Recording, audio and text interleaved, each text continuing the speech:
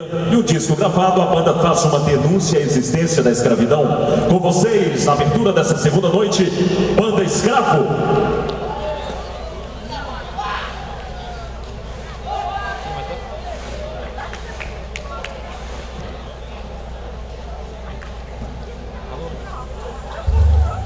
Tá, Juninho!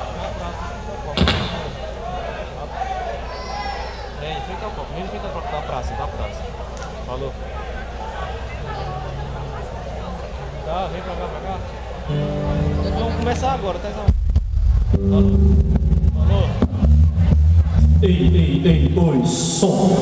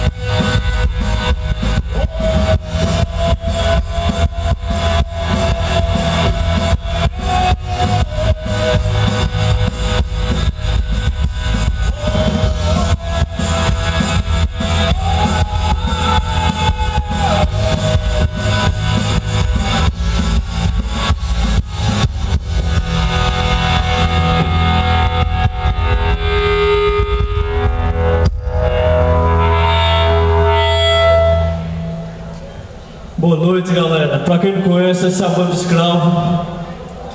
Estamos há uns 2 anos aí de trabalho, mais ou menos. No baixo Gilberto, na bateria Prefeitura. Meu nome é Hudson. Espero que o som esteja bom para vocês aí.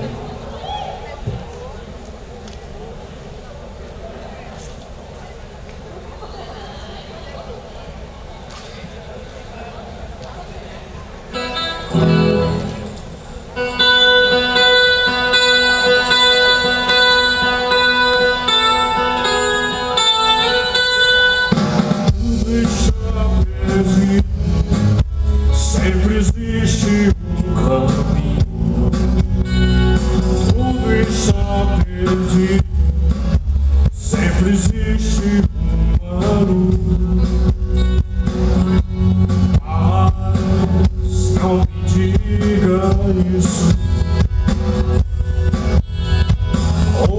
Essa tristeza não é passageira. Hoje fiquei com febre